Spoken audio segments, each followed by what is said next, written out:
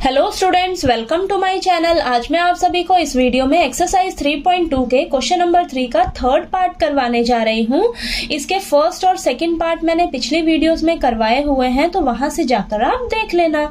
ठीक है, तो क्वेश्चन नंबर 3 में हमें बोला है form the pair of linear equations for the following problems and find their solution bye substitution method. तो हमें ये जो प्रॉब्लम दी है, इनसे हमें पेयर ऑफ लीनियर इक्वेशंस बनानी है और उन्हें सॉल्व करना है सब्स्टिट्यूशन मेथड से। ठीक है, तो चलिए स्टार्ट करते हैं। इसका थर्ड पार्ट करते हैं। हमें दिया है the coach of a cricket team buy 7 bats and 6 balls for ₹3800। Later she buys 3 bats and 5 balls for ₹1750। Find the cost of each bat and each ball.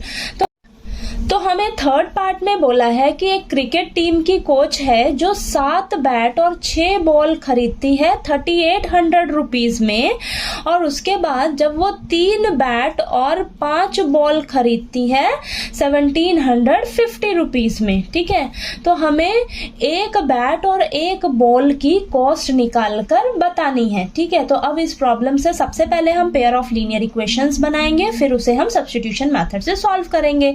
तो हमें सबसे पहले क्या करना होगा, जो हमें फाइंड आउट करना होता है ना, उसे हम लेट करके चलते हैं। ठीक है, तो हम मानकर चलेंगे।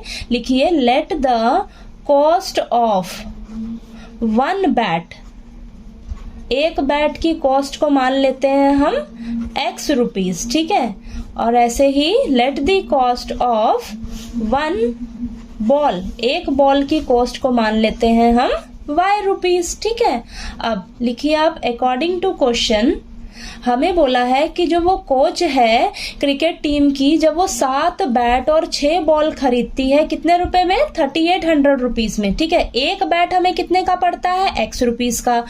तो 7 बैट्स कितने के पड़ेंगे हमें? 7 मल्टीप्लाई बाय X, तो क्या हो जाएगा? 7 इंटू X, 7X। ठीक है, प्लस दोनों मिलाकर खरीद रही है ना 3800 में। ठीक है, तो यहाँ पर 7X प्लस एक बॉल कितने रुपीज की है? Y रुपीज की है, तो 6 बॉल कितने रुपीस की हो जाएगी? 6 इंटू वाई, 6 को y से मल्टीप्लाई कर देंगे तो 6y आ जाएगा। और ये दोनों कितने में मिल रहे हैं हमें? 3800 रुपीज में। ठीक है, तो ये क्लियर हुआ आपको? मान के चलिए मेरा एक बैट कितने रुपीस का है? 100 रुपए का है। ठीक है, तो मुझे 5 बैट खरीदने हैं। 5 बैट खरीदने हैं, तो 5 बैट मुझे कितने के मिलेंगे? 5 को मैं क्या करूंगी? 100 रुपीज से मल्टीप्लाई कर दूंगी, तो मुझे कितने रुपए पड़ेंगे? 500 रुपए के मेरे 5 बैट आएंगे।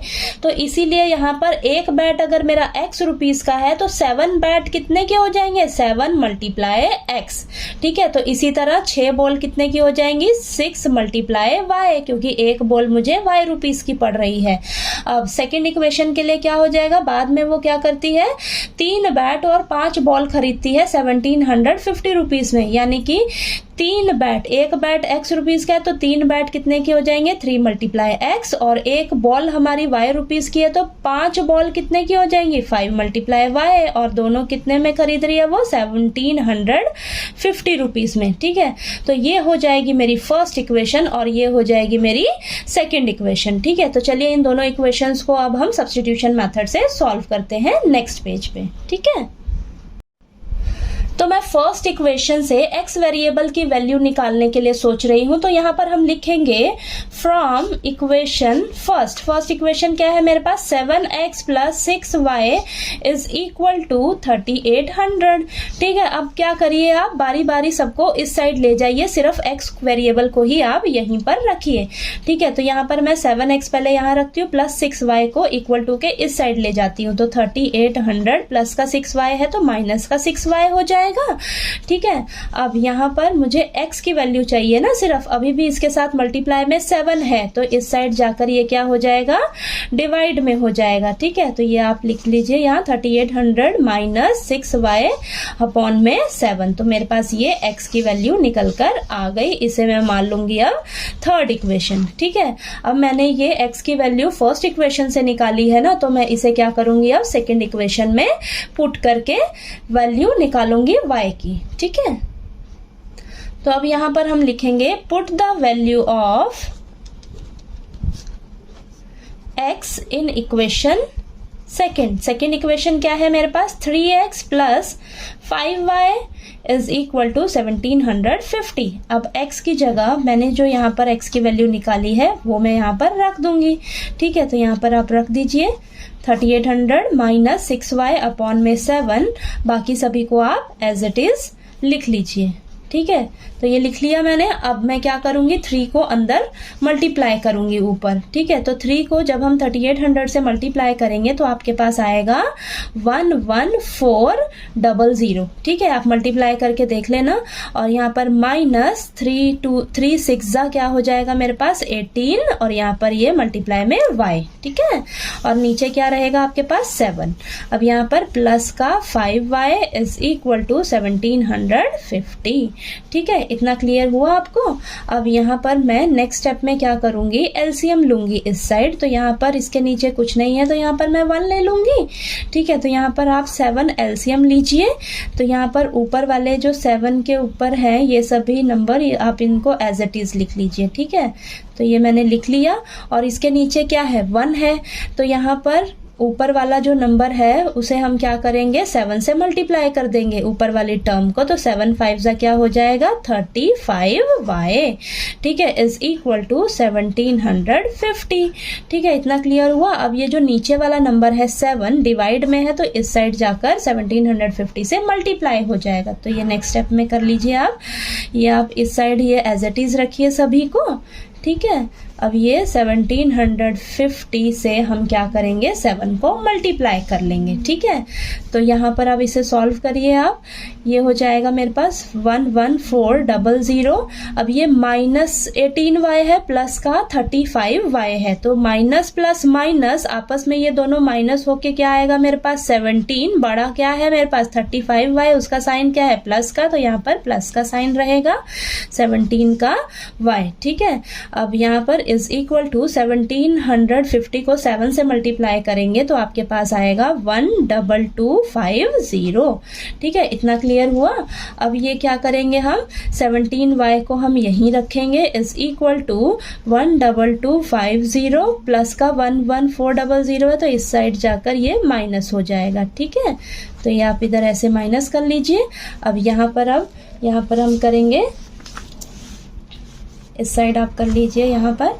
ठीक है, तो मेरे पास क्या आया है यहाँ पर 17y है ना, 17y यहाँ पर लिख लीजिए आप। 17y इज इक्वल टू, अब इसमें से इसको माइनस करेंगे हम तो हमारे पास क्या आएगा यहाँ पर 850। आप ये माइनस करके देख लेना। इसमें से 12250 में से माइनस करेंगे 11400 को तो हमारे पास क्या निकल कर आएगा माइनस करके 850 प्लस का। ठीक है, अब ये 17 जो है वो y के साथ मल्टीप्लाई में है तो इस साइड जाकर क्या हो जाएगा डिवाइड में। ठीक है, डिवाइड में आ गया आपके पास। अब इन दोनों को आपस में जब आप कैंसल करोगे तो 17 के टेबल पर ये कटेंगे 50 पर। ठीक है, 50 पर जाएगा तो y आपके पास क्या निकल कर आएगा 50। ठीक है, आपके पास y की वैल्यू आ गई। अब इसे क्या करिए आप किसी भी इक्वेशन में पुट करिए। ठीक है, तो मैं यहाँ पर लिख रही हूँ put the value of y is equal to 50 in equation third equation मैंने क्या निकाली है, x is equal to 3800 minus 6y upon में 7। x is equal to 3800 minus 6 into y की जगह मैं क्या रख दूंगी अब 50। ठीक है, यहाँ पर ये 50 है अपॉन में 7। अब ये 3800 माइनस 6 को 50 से मल्टीप्लाई करेंगे आप तो क्या आएगा आपके पास 300 अपॉन में 7। अब 3800 में से 300 को माइनस करेंगे आप तो क्या आएगा आपके पास 3500 अपॉन में 7। ठीक है, अब ये x इज इक्वल टू 3500 और 7 को जब आपस में कैंसल करोगे आप तो ये आ जाएगा आपके पास 500। यानी कि x की वैल्यू कितनी आई आपके पास 500। यानी कि आपने x को क्या माना था, एक बैट की कॉस्ट ना, तो यहाँ पर लिखेंगे कॉस्ट ऑफ 1 बैट। एक बैट की कॉस्ट को क्या माना था आपने x, और x की वैल्यू क्या निकल कर आई है आपके पास 500 रुपीज। ठीक है, और कॉस्ट ऑफ 1 बॉल, एक बॉल की कॉस्ट को क्या माना था आपने y रुपीज। ठीक है, तो वो निकल कर क्या आई है आपके पास 50। ठीक है, यानी कि एक बैट आपको कितने का पड़ेगा, 500 रुपए का, और एक बॉल आपको कितने रुपीस की पड़ेगी, 50 रुपए की। ठीक है, तो यही क्वेश्चन मैं आपसे पूछा था। ठीक है, तो आपको क्वेश्चन नंबर 3 का थर्ड पार्ट अच्छे से क्लियर हो गया होगा। अगर फिर भी कोई डाउट आए क्वेश्चन में तो प्लीज़ आप कमेंट करके बोलिए, और अगर मेरा वीडियो अच्छा लगे तो प्लीज़ लाइक कीजिए, शेयर कीजिए और ज़्यादा से ज़्यादा सब्सक्राइब कीजिए। Thank you so much.